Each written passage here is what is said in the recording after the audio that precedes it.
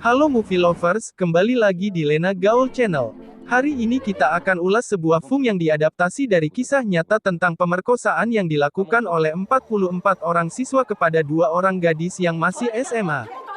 Film ini berjudul Han Gong-ju. Untuk mempersingkat waktu, yuk mari langsung kita lihat alurnya. Han Gong-ju adalah seorang gadis remaja yang duduk di bangku SMA. Kedua orang tuanya sudah bercerai. Sejak kecil Gong-ju yang tinggal dengan ayahnya yang pemabuk terbiasa mengurus dirinya sendiri. Karena suatu masalah serius ia terpaksa pindah sekolah. Guru wali yang mengurus kepindahan Gong-ju yakni Guru Lee, membawa Gong-ju ke rumah ibunya yang berada di kota yang sama dengan sekolah baru Gong-ju. Meski terpaksa, ibu dari Guru Lee akhirnya menerima Gong-ju tinggal di rumahnya. Untuk membayar tempat tinggalnya, Gong-ju membantu pekerjaan ibu Lee di Toserba. Di sekolah baru, Gong-ju menutup dirinya dari teman-temannya. Ketakutan akan masa lalunya, membuat Gong-ju tidak ingin terlibat dengan siapapun. Untuk mengisi waktu, Gong-ju mengambil kursus berenang.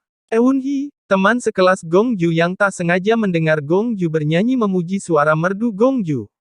Meski mendapat perlakuan kasar dari Gong-ju, namun Eun-hee tetap menolong Gong-ju mencari alamat ibunya dari internet di handphonenya. Gong-ju pun berhasil bertemu ibunya. Namun sikap acuh dan kasar sang ibu membuat Gong-ju kesal. Gong-ju semakin marah saat menyaksikan sang ibu begitu mengkhawatirkan suami barunya. Di sekolah, Gong-ju memasuki kelas seni yang kosong. Ia lalu mengambil gitar dan mulai memainkannya.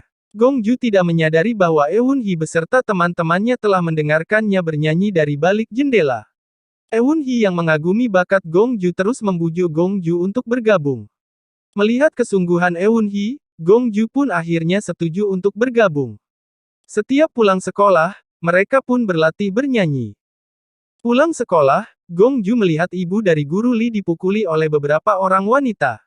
Pemicunya karena, ibu Lee ketahuan berselingkuh dengan pria yang telah beristri. Pria tersebut merupakan kepala polisi di daerah tersebut. Ia bahkan tak berani melerai pengeroyokan Ibu Lee dan memilih pergi. Ibu Lee dipukuli hingga babak belur. Gong-ju yang merasa kasihan melihat kondisi Ibu Lee akhirnya merawat Ibu Lee tanpa menghakimi perbuatannya. Di sekolah, Eun-hee menunjukkan rekaman video saat Gong-ju bernyanyi. Eun-hee bahkan mengirim video tersebut kepada perusahaan rekaman. Gong-ju marah karena ia sama sekali tidak suka difoto dan direkam. Gong-ju juga takut keberadaannya akan diketahui oleh orang-orang yang mencarinya. Meskipun awalnya marah, namun kebaikan Eun-hee membuat Gong-ju luluh.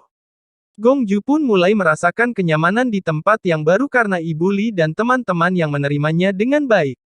Namun kebahagiaan Gong-ju terusik saat sang ayah menghubunginya dan meminta bertemu.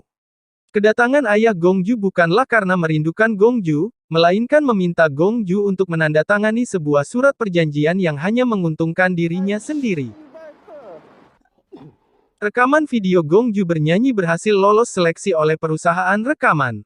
Hal ini membuat Gong-ju dan teman-temannya sangat senang. Karena banyak yang menyukai suara Gong-ju, Eun-hee dan kawan-kawan memberi Gong-ju kejutan dengan membuatkan forum penggemar Gong-ju di internet. Eun-hee bahkan mengunggah video Gong-ju di internet.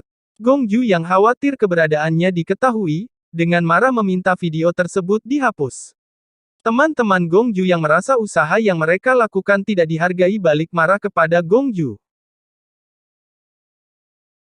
Karena video inilah, seluruh orang tua yang anaknya terlibat masalah dengan Gong-ju mendatangi sekolah dan menemukan Gong-ju.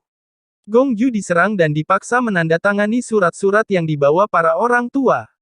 Guru dan teman-teman sekelas Gong-ju, kaget dan bingung tanpa ada yang berusaha menolong Gong-ju. Karena tak tahan mendapat perlakuan kasar, Gong-ju pun melarikan diri meninggalkan kelas dan bersembunyi di ruangan yang sedang tidak digunakan. Sambil bersembunyi Gong-ju diingatkan kembali akan mimpi buruknya. Di sekolah lama, Gong-ju bersahabat dengan seorang gadis cantik bernama Hwa-ok. Hwa-ok memiliki seorang kekasih bernama Dong-yun yang sering menjadi korban perundungan. Hwa-ok ingin membantu menghentikan perundungan yang dialami kekasihnya dengan menyediakan tempat bagi para perundung untuk kumpul-kumpul sembari minum miras. Karena tidak nyaman rumahnya dijadikan tempat berkumpul, Gong-ju mengusir semua pemuda dari rumahnya. Namun salah satu pemuda yang merupakan ketua merasa tidak senang dengan sikap Gongju. Melalui Dongyun, Gongju diberi obat tidur di dalam minumannya. Gongju dan Huaok yang tidak sadarkan diri pun diperkosa secara bergiliran oleh seluruh pemuda. Keduanya pun diancam dengan video yang akan disebarkan jika mereka melapor ke polisi.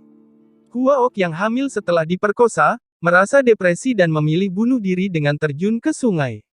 Kematian Huaok lah yang mengungkap apa yang terjadi. Gongju pun terpaksa berhadapan dengan polisi dan orang tua murid yang dilaporkan. Untuk menghindari tuntutanlah para orang tua mengejar Gongju dan memaksanya menandatangani persetujuan bahwa anak mereka tidak terlibat.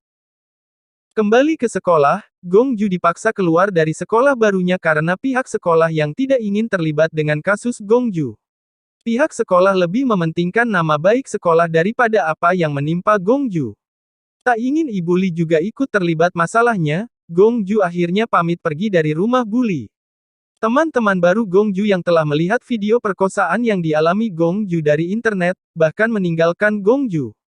Tidak tahu harus kemana lagi, akhirnya Gongju memutuskan melompat dari jembatan untuk mengakhiri hidupnya.